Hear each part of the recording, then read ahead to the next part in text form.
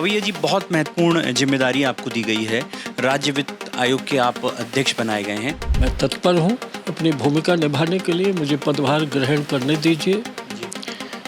रामलला जी से यही प्रार्थना करता हूँ कि मैं पारदर्शिता का पक्षधर रहा हूँ। इस तरह की चर्चाएं थी कि जयभान सिंह पवैया जी की भूमिका राज्यसभा के लिए पार्टी तय कर रही है।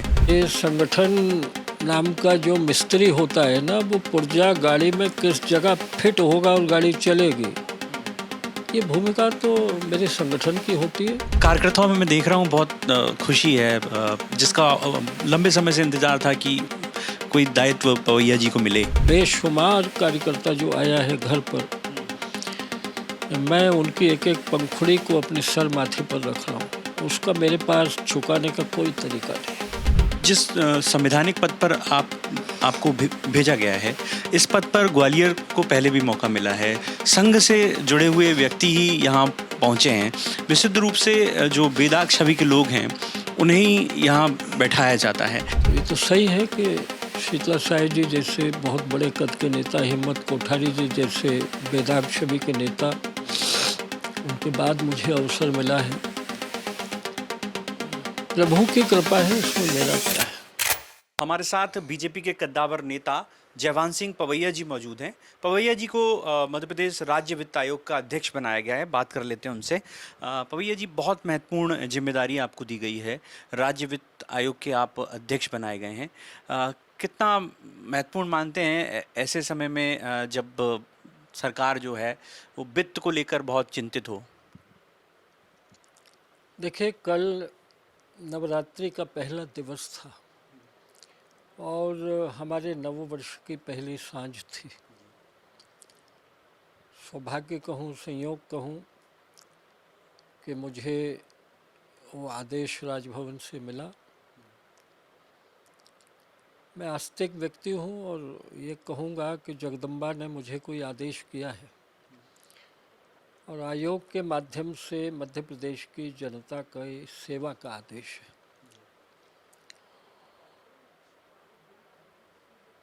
बहुत आभारी हूँ, कृतज्ञ हूँ प्रधानमंत्री जी का, मुख्यमंत्री जी का, महामहिम राज्यपाल जी का कि इतनी उच्च संवैधानिक संस्था की जिम्मेदारी मुझे से कार्यकर्ता को दी है।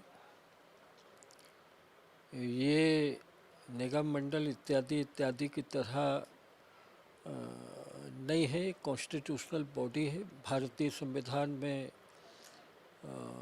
73 संशोधन करके इसका राज्यों में भी निर्माण हुआ था। तो एक बड़ी जिम्मेदारी है। राज्य में निकायों के बीच में, नगरीय निकाय हों, पंचायत निकाय हों, एक वित्तीय संतुलन वितरण में भी बने। राज्य की संचित निधि से भी जो वितरण हो वो चतुर्मुखी हो और जीरो ग्राउंड पर वित्त आयोग का पैसा हो, केंद्र का या राज्य का टैक्सेस से लाया गया पैसा हो, उसका सदुपयोग और उसका उपयोग किस जगह हो रहा है, ये इस मामले में एडवाइजरी बॉडी है ये संवैधानिक रूप से। तो वित्तीय नीतियों के अध्ययन में भी थोड़ा समय लगेगा। मध्य प्रदेश का अनेक जगहों पर जहाँ जरूरी होगा हमको भ्रमण भी करना पड़ेगा, पर हम अप्रत्यक्ष रूप से मध्य प्रदेश के विकास में और वित्तीय नीतियों में बहुत बड़ा सहयोग कर सकेंगे इस आयोग के माध्यम से। मैं तत्पर हूँ अपनी भूमिका निभाने के लिए, मुझे पदभार ग्रहण करने दीजिए। रामलला जी से यही प्रार्थना करता हूँ कि मैं पारदर्शिता का पक्षधर रहा हूँ। ता जिंदगी जैसी चदरिया मेरे प्रभु ने संसार में भेजते समय दी थी, बस वो चदरिया बेदाग बनी रहे और पारदर्शिता का प्रभाव मध्य प्रदेश में दिखाई दे वित्त के उपयोग में, ये हमारी कोशिश रहेगी। मेरा सवाल है कि अभी मध्य प्रदेश के कई नगरीय निकाय ऐसे हैं जिनकी माली हालत बहुत खस्ता है। तो क्या उन नगरीय निकायों के तमाम सारे रिकॉर्ड्स खंगाले जाएंगे कि आखिर ऐसी स्थिति क्यों है?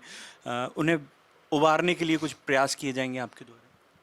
देखिए, ऐसा है, ये सब पदभार संभालने के बाद अध्ययन की बातें हैं। लेकिन इतना मुझे पता है कि रेवेन्यू जनरेट करने के लिए नगरीय निकायों को सुझाव देने का काम ये कमीशन करता है, कुछ नए रास्ते सुझाता है, ये स्वावलंबी बने इसके मामले में आयोग स्टडी करता है, एक्सपर्ट्स के साथ बैठता है। तो ये काम हम करेंगे आयोग के द्वारा, लेकिन आयोग स्वयं सरकार नहीं होता है। हम राज्यपाल जी के माध्यम से सरकार को सलाह देने का काम करते हैं, हम रिव्यू करते हैं, समीक्षा कर सकते हैं और उससे सुधार आता है, क्योंकि ये एक उच्च संवैधानिक संस्था की राय को सरकार परंपरागत रूप से स्वीकार भी करती है। मेरा एक सवाल ये भी है कि इस तरह की चर्चाएं थी कि जयभान सिंह पवैया जी की भूमिका राज्यसभा के लिए पार्टी तय कर रही है। तो क्या राज्यसभा न भेजते हुए पार्टी ने ये दायित्व दे दिया? अब देखिए, ये इन सवालों के जवाब मेरे जैसा कार्यकर्ता कहाँ दे सकता है। मैं उस प्रजाति का कार्यकर्ता हूँ जिसकी संख्या कम बची है, धीरे धीरे कम होती जा रही है। हम उस नस्ल के लोग हैं जो अपना कद और पद तय नहीं करते हैं।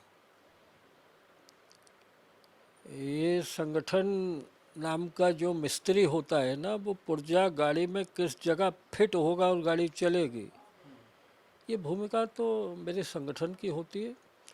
और इसलिए दुनिया में कोई काम छोटा बड़ा ये आकलन करना, इसका मतलब ये है कि हम आत्म केंद्रित ज़िंदगी जीते हैं। सुबह से सोने तक मेरा क्या होगा, मुझे क्या मिलेगा, ये सोच भगवान की कृपा से मेरे भीतर नहीं है। हाँ, ये सोच ज़रूर है कि परमेश्वर ने जितनी क्षमता दी है, जितनी ऊर्जा दी है और जितना कालखंड आयु का बचा है, उसमें देश की सेवा के लिए किसी माध्यम से भी अवसर मिलता रहे, वो महाराष्ट्र के सह प्रभारी के रूप में हो, वो उच्च शिक्षा मंत्री के रूप में हो, वित्त आयोग के रूप में हो, मुझे क्या करना है ये तय करने वाला तो मैं नहीं होता हूँ।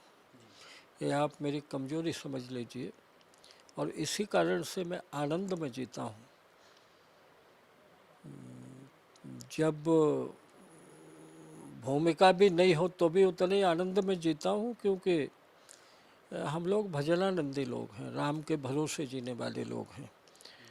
राम भरोसे बैठ के सबका मजरा ले, राम झरोके बैठ के सबका मजरा ले, जाके जैसी चाकरी ताका तैसा दिए। तो कुछ तो वहाँ से लिखा हुआ आता है। वैसे वैसे घटनाएं घटित होती जाती हैं, न उसमें अहंकार करने की ज़रूरत है, न उसमें बहुत घमंड करने की ज़रूरत है, न रोने की ज़रूरत होती है। मैं तो आज प्रमुदित हूँ, आनंदित हूँ कि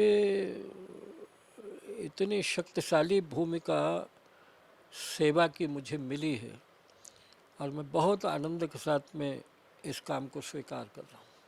मेरा एक और सवाल है कि कार्यकर्ताओं में मैं देख रहा हूँ बहुत खुशी है, जिसका लंबे समय से इंतजार था कि कोई दायित्व पवैया जी को मिले, तो वो कार्यकर्ताओं में खुशी दिख रही है। सच बात है। कल से टेलीफोन पर भी, मतलब आज मुझे स्नान करने जाते समय 1 घंटा लग गया, क्योंकि मैं जैसे ही हाथ में पानी का मग पकड़ूं मेरी घंटी आ जाए। ये खुशी है कार्यकर्ता की, और इसका मतलब ये होता है कि कार्यकर्ता किसी भूमिका में देखना चाहता है, उसको अच्छा लगा है। राजनीति है, परिस्थितियाँ बदलती हैं, उन परिस्थितियों में कई चीज़ें स्वीकार करना पड़ती हैं।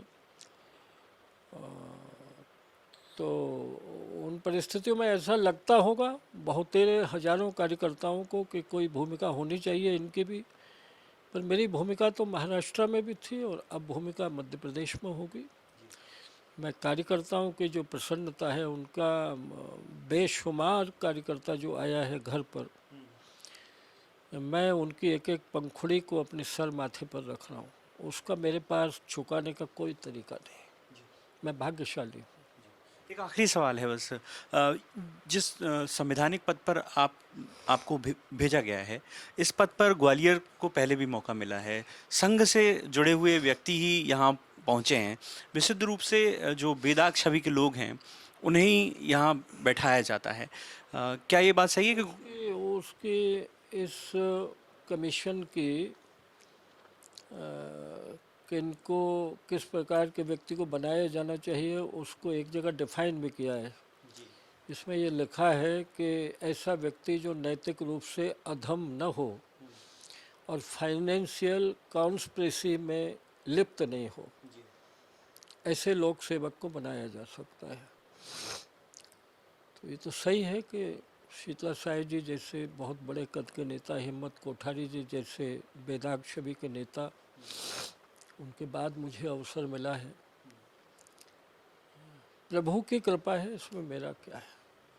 ये तो मानते होंगे कि जिस तरह की आपने बिल्कुल ट्रांसपेरेंसी रखी, चाहे आप सांसद रहे हों या मंत्री रहे हों, तो वो अकाउंटेबिलिटी जो पारदर्शिता है, उसका फ़ायदा कहीं ना कहीं मिलता है। भैया, फायदे के लिए ईमानदार नहीं हुआ जाता है।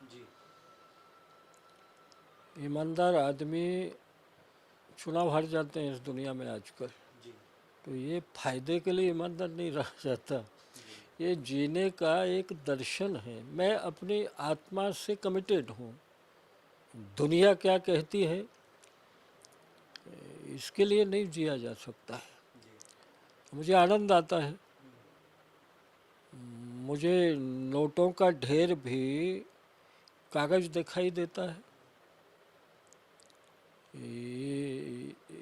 इसलिए घर के रोटी खाओ, राजनीति करो, ये मेरा सिद्धांत है। और ये पैदाइशी जीन्स में भी आता है। माता पिता दादा दादियों के संस्कार से खून में घुलता है। और सौभाग्य से संघ जैसी संस्था के पारस से छू जाए अपना जीवन, तो बहुत बड़ा योगदान तो संघ की पाठशाला का भी हम लोगों के संस्कारों पर है। पर मुझे इसका घमंड नहीं है, संतोष हो सकता है।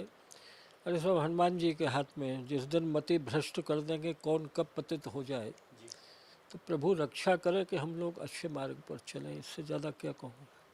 तो देखिए, ये थे हमारे साथ मध्य प्रदेश राज्य वित्त आयोग के अध्यक्ष जयवान सिंह पवैया जी, जिन्होंने बताया कि वो किस तरह से संघ की पृष्ठभूमि से हैं और जो दायित्व उन्हें मिला है वो संवैधानिक दायित्व है और वो इसका पूरी पारदर्शिता के साथ निर्वहन करेंगे। कैमरामैन विजय के साथ द प्रेस हिंदी के लिए प्रहलाद सिंह।